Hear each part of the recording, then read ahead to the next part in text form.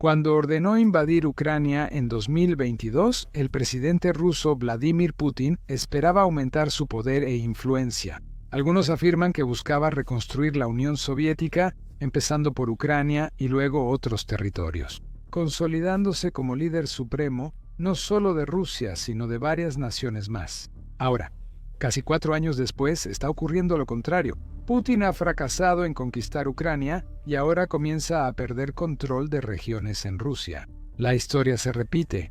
Así como colapsó la Unión Soviética, Rusia empieza a vivir un destino similar, con claros indicios de separatismo. Nadie habría predicho esto hace unos años cuando inició la guerra. En ese momento, Rusia parecía fuerte y unida, con el poder y la influencia de Putin siendo absolutos. La mayoría de la población rusa apoyó la llamada Operación Militar Especial al inicio.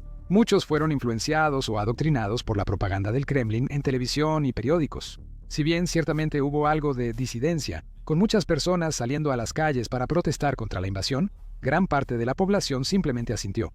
Permaneció indiferente ante los acontecimientos o incluso se ofreció voluntariamente para ir y luchar en las líneas del frente ellos mismos. Sin embargo, con el paso del tiempo, el ánimo realmente ha cambiado, y una encuesta rusa reciente realizada por el Centro Levada reveló cuán hartas y cansadas están las personas de la guerra. 2/3 de los encuestados, es decir, el 66%, dijeron que prefieren negociaciones de paz en vez de seguir combatiendo. En algunos grupos, el 74% de mujeres y el 80% de jóvenes de 24 años o menos destacan aún más. Buscan un alto el fuego o acuerdo de paz pronto. Solo el 27% de los rusos cree que los combates deben continuar. La encuesta también reveló lo que ya sabemos. Esta guerra por fin ha llegado a Rusia. Durante mucho tiempo, muchos rusos podían, en efecto, enterrar la cabeza en la arena y no preocuparse por lo que estaba pasando en Ucrania. Después de todo eso estaba a cientos o incluso miles de kilómetros de ellos. No veían ni sentían los efectos a nivel personal en las primeras etapas. Así que no necesariamente tenían que pensar en lo que estaba pasando, ni formar una opinión fuerte al respecto de una u otra manera. En un país donde la vida ya es difícil, con altos costos de vida en muchos aspectos, y también una baja calidad de vida, mucha gente tenía suficientes problemas propios de los que preocuparse. Sin embargo, con el tiempo, Ucrania ha hecho lo necesario para que el pueblo ruso vea por sí mismo las realidades de esta guerra. Las fuerzas de Kiev no solo han incursionado en la frontera rusa, como en la ofensiva de Kursk de 2024, sino que también han atacado a distancia aeródromos, refinerías, puestos de mando, depósitos de municiones y otros objetivos e infraestructura militar en varias regiones de Rusia.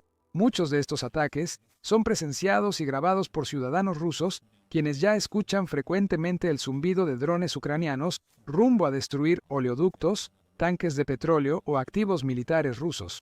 El pueblo ruso siente los efectos de la guerra de varias formas. Muchos han visto a una o más personas que conocen resultar heridas en el conflicto, por ejemplo, o incluso morir en las líneas del frente en Ucrania. Algunas estimaciones recientes indican que Rusia ha tenido hasta 14 millones de bajas desde el inicio de la invasión a gran escala.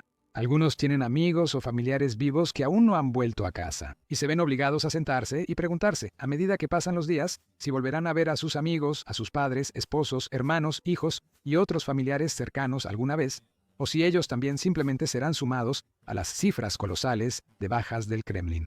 Millones de rusos también sufren los efectos financieros de la guerra, a medida que el peso de las sanciones impuestas por numerosos países occidentales en todo el mundo occidental ha debilitado gradualmente la economía del Kremlin. El valor del rublo ha disminuido, mientras que el costo de los productos y artículos esenciales de uso diario, incluyendo todo desde alimentos hasta combustible, ha aumentado. Hablando de combustible, muchas regiones rusas actualmente enfrentan una crisis de combustible dramática, también, en gran parte debido a los ataques cuidadosamente orquestados de Ucrania contra la infraestructura petrolera. Como resultado, cientos de gasolineras se han visto obligadas a cerrar, y otras se han visto obligadas a imponer límites estrictos sobre la cantidad de combustible que cada cliente puede comprar. En resumen, incluso para aquellos que no han perdido a nadie ni han sido afectados directamente por la guerra, sigue dificultando sus vidas indirectamente, pues el dinero que ganan y ahorran vale menos que antes. Muchas libertades personales, como viajar o expresarse, son restringidas por el Kremlin. La encuesta muestra que 58% de los encuestados afirmó que la operación militar especial ha afectado sus vidas o las de sus familias, y 22% admitió haber sido muy afectados. En partes de Rusia, estas personas enojadas y frustradas no solo se quedan sentadas sintiéndose mal por sí mismas, están comenzando a tomar medidas activamente, encabezando llamados a algún tipo de rebelión o movimiento para separarse a sí mismos y a sus tierras del resto de Rusia, para cortar lazos con el Kremlin de una vez por todas. Esto ocurre en la República de Sajá, conocida como Yakutia. La República de Sajá es el sujeto federal más grande de Rusia por área, y también la subdivisión de país más grande del mundo, cubriendo más de 3 millones de kilómetros cuadrados o cerca de 12 millones de millas cuadradas. Se extiende a lo largo de una vasta franja del Distrito Federal del lejano oriente de Rusia y es hogar de la ciudad de Yakutsk, que es famosa por tener el récord mundial como la ciudad importante más fría del planeta. Hogar de pueblos nativos y migratorios, la región fue colonizada por Rusia en el siglo XVII. Siempre ha habido una corriente subterránea de resentimiento en esta parte de Rusia, ya que muchas personas aquí están enojadas por la forma en que su tierra ha sido tratada por quienes tienen el poder en Moscú. Evidentemente consciente de este hecho, Putin ha hecho grandes esfuerzos para ejercer un control total sobre la región y sofocar incluso la más mínima posibilidad de cualquier levantamiento. Ha impuesto reformas y restricciones legales para limitar la autonomía de la República y en 2016 incluso estableció un programa estatal llamado Héctor del Lejano Oriente, ofreciendo a los ciudadanos rusos sus propias parcelas de tierra si estaban dispuestos a migrar a la región del Lejano Oriente. No es sorpresa que Putin quiera mantener un control firme sobre la República de Sajá, ya que la región es inmensamente rica en valiosos recursos naturales. Es hogar de una de las minas de diamantes a cielo abierto más grandes y profundas del mundo, la mina Mir, donde se encontraron diamantes por primera vez en 1955. El mayor diamante extraído en Rusia fue hallado ahí este año, pesando 468 quilates. Sajá produce miles de millones de dólares anuales para Rusia gracias a su oro y gas, aunque muchas de sus personas son de las más pobres del país y luchan por sobrevivir en condiciones precarias y viviendas primitivas. Miles de personas de esta parte de Rusia también han luchado y muerto en la guerra con Ucrania, en cantidades mucho mayores que las de las regiones más ricas. De hecho, las estimaciones sugieren que alrededor de 40 veces más yakutos han muerto o resultado heridos en Ucrania en comparación con los soldados del distrito de Moscú. Esto solo muestra el gran desequilibrio en el ejército de Putin. Mucha gente de zonas pobres y olvidadas es prácticamente obligada a luchar, mientras que en territorios ricos pueden quedarse en casa y mantener sus altos salarios y estilos de vida cómodos. Frente al abandono y la adversidad por generaciones, la región de Sajá en Rusia se ha vuelto un polvorín, solo esperando una chispa para que todo arda. Parece que la guerra en Ucrania podría ser la chispa que haga estallar toda la región. Alejandro Ivanov, miembro local del Parlamento, habló recientemente sobre la necesidad de que la región se separe de Rusia. En septiembre, Ivanov llamó a la unidad de los pueblos indígenas víctimas de la colonización rusa. Hizo un llamado directo a los tártaros, al pueblo Sakha, a los kumikos, a los avaros, a los mari y a otros para que se unan como uno solo contra el Kremlin, declarando con valentía: nuestro enemigo común son los colonizadores de Moscú, no nosotros mismos. No se debe permitir el conflicto entre las repúblicas y los pueblos indígenas. Esto es exactamente lo que Moscú quiere. Es la base de su poder colonial. El diputado llamó a promover la unidad entre los pueblos y culturas del oriente de Rusia. Los animó a dejar atrás factores que los dividieron, como religión, origen y barreras geográficas, y a unirse ante su enemigo común. Ivanov mencionó las recientes protestas masivas en la República de Altai, Rusia, donde miles salieron a las calles para hacerse escuchar. En esta región también, Putin y sus compinches del Kremlin han estado intentando ejercer dominio y control, iniciando varias reformas legales y enmiendas constitucionales que eliminan efectivamente la autogestión local en toda la República. Se quita el poder a los pueblos indígenas que han vivido allí siglos y se transfiere a autoridades leales al Kremlin. Crece el temor de que el Kremlin busque fusionar la República de Altai con Altai Krai, lo que reduciría aún más el control y autonomía del pueblo Altai. En 2025 hubo varias manifestaciones masivas en la pequeña y poco poblada región, encabezadas por Aruna Arna, activista de derechos humanos, periodista local de 39 años y jefe del Consejo de Residentes de la Organización de la República de Altai. No es sorprendente que el Kremlin haya tomado represalias contra Aruna, y las fuerzas rusas la detuvieron el 24 de septiembre con cargos fabricados de incitación al terrorismo. Aunque Aruna esté en prisión, es probable que su movimiento siga. El Kremlin no puede simplemente borrar la ira, miedo y frustración de toda una población con una varita mágica. Alexander Ivanov, De regreso en la República de Saja, invitó a los locales y vecinos a inspirarse en las escenas de Altai y desafiar la autoridad de Moscú. Por fin, algunos ya respondieron al llamado y muchos combatientes de la región decidieron luchar contra Rusia en la guerra con Ucrania. Muchos yakutos se unieron al batallón siberiano de Ucrania para combatir a las fuerzas rusas. Inspira a sus compatriotas y sueña con que su tierra sea libre de nuevo. Y no es solo en la República de Saja donde están surgiendo olas de resistencia y rebelión.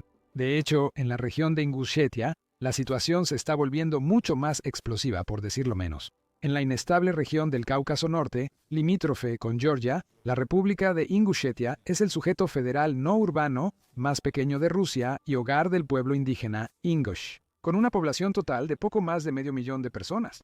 Estadísticamente hablando, es una de las regiones más pobres y más inestables de toda Rusia, con una larga y dramática historia de violencia, corrupción y crimen. Recientemente, esta pequeña república musulmana se volvió una mini zona de guerra. Enfrentamientos entre el Ejército de Liberación de Ingushetia, fundado en 2023, y autoridades rusas continúan. Casi cada mes ocurre algún tipo de ataque. En junio, militantes ingusetios atacaron con drones un puesto fronterizo ruso en Osetia del Norte, matando a 2 oficiales del Servicio Federal de Seguridad. En agosto, ocurrió una serie de ataques incendiarios coordinados en depósitos militares en la región de Dagestán. Y el Ejército de Liberación de Ingushetia recientemente publicó videos mostrando a sus tropas armadas, organizadas y patrullando, listas y esperando recibir sus próximas órdenes. Ellos son parte de una tendencia creciente que se expande rápidamente en el Cáucaso. Otra formación separatista también se ha formado allí, conocida como el Movimiento de Liberación del Cáucaso. Incluye chechenos, dagestaníes e ingleses, todos luchando juntos bajo la misma bandera contra los colonizadores rusos. Ucrania ha estado apoyando inteligentemente a este movimiento, con la Dirección Principal de Inteligencia de Kiev, proporcionando toda la información táctica importante para ayudar a los combatientes de la resistencia anticolonial en su misión. Gracias a eso, el movimiento realizó un ataque explosivo y preciso contra un teniente coronel ruso de una unidad local de contrasabotaje, matando al oficial, su chofer y asistente. Ataques así envían un mensaje que el Kremlin debe escuchar claramente. En toda Rusia, la gente está harta de ser tratada como ganado, con numerosos hijos, hermanos y esposos sacados de las calles y enviados a morir en Ucrania. Están hartos de que sus tierras sean explotadas para beneficiar a la élite de Moscú, y no lo tolerarán más. Si el Kremlin no escucha ni ayuda a esta gente, Kiev intervendrá con gusto. Eso es exactamente lo que ha estado haciendo la Dirección Principal de Inteligencia Ucraniana, con el jefe de la agencia, Kirilo Budanov, liderando la iniciativa para inspirar. Los separatistas fomentan rebeliones y alientan a minorías étnicas e indígenas de Rusia a oponerse al Kremlin y hacerse oír. Muchos analistas ahora han empezado a llamar a esta estrategia el Plan de Budanov, y es muy simple pero notablemente eficaz. En Saja, Altai, Gushecha y más allá, los operativos de Budanov solo dicen la verdad. Informan a la gente lo que realmente pasa en esta guerra, destacando hechos y cifras que evidencian cómo el Kremlin enfoca su reclutamiento en minorías y regiones pobres, enviando a miles de yakutos, dagestaníes, ingleses y otros pueblos indígenas a morir en Ucrania, usándolos solo como carne de cañón desechable en una guerra inútil y sin fin. Están explicando cómo, aunque la gente de estas regiones representa menos del 10% de la población total de Rusia, de alguna manera constituyen alrededor del 40% de todos sus soldados contratados. Cuando las comunidades oyen estas cifras y ven que nuevamente son explotadas y abusadas, mientras funcionarios del Kremlin y élites de Moscú disfrutan la buena vida. Les recuerda los innumerables ejemplos en el pasado, cuando sus tierras y su gente han sido tratados como menos valiosos, menos importantes e incluso menos humanos. Eso, a su vez, inevitablemente, genera mucha ira, una ira que ha ido creciendo de generación en generación, acumulándose y lista para estallar. Los agentes de inteligencia ucranianos también contactan y se comunican con personas dispuestas a provocar un cambio. Las redes clandestinas de insurgentes y activistas exiliados les dan inteligencia, entrenamiento y logística, ayudando a crear bases para iniciar resistencia contra sus opresores del Kremlin. Desde la perspectiva de Ucrania, es una situación en la que todos ganan. Cuanto más se extienden la agitación y el descontento dentro de Rusia, más débil se vuelve el Kremlin. A medida que la sociedad rusa siga fracturándose, aumentará el resentimiento y la imagen de Putin como un líder todopoderoso y siempre en control empezará, lenta pero seguramente, a desmoronarse. Si Rusia debe usar dinero, recursos y soldados para sofocar levantamientos internos, tendrá menos recursos para la guerra en Ucrania. No solo los pueblos indígenas y minorías étnicas están cansados de la guerra y del Kremlin. Como lo demuestra la encuesta mencionada anteriormente, la mayoría de los rusos, sin importar su edad, origen o antecedentes, están ansiosos por ver que este conflicto llegue a su fin. Muy pocos apoyan la posibilidad de continuar con la acción militar en Ucrania, y muchos simplemente están desesperados por volver a un estado de paz. Esto es exactamente lo que Putin habría estado temiendo. Ha intentado con todas sus fuerzas mantener al pueblo de su lado durante toda la guerra en Ucrania. Esa es una de las razones por las que siempre insiste en llamarlo una operación militar especial, ya que no tiene las mismas asociaciones y connotaciones que vienen con la palabra guerra. También usó todos los trucos habituales en su repertorio. Propagan mentiras y manipulan la narrativa para ocultar la verdad y dar una imagen falsa del avance y la importancia de la guerra. Incluso ha restringido o bloqueado el acceso a muchos medios en línea y sitios populares como YouTube, para dificultar que los rusos comunes conozcan la verdad sobre lo que pasa en Ucrania. Pero todo el arduo trabajo de Putin se está desmoronando de verdad. Ya sea la gente indígena en Altai, lamentando la pérdida de sus seres queridos en Ucrania, o ciudadanos de grandes ciudades como Nizhny Novgorod gastar gran parte de sus salarios solo para llenar el tanque de gasolina. Incontables rusos sienten los efectos de la guerra más que nunca, y su enojo crece al ver más. Por lo tanto, podría ser cuestión de tiempo antes de que los rumores de rebelión y movimientos separatistas se transformen en una fragmentación total de la Federación Rusa. Descubre cómo la situación empeora cada día para Vladimir Putin en este video. Incluso los propagandistas del presidente comienzan a volverse en su contra. Y un presentador ruso admitió que Ucrania nunca fracasará. Mira este video que muestra las impactantes cifras de la fallida ofensiva de verano de Rusia y su impacto en la guerra futura.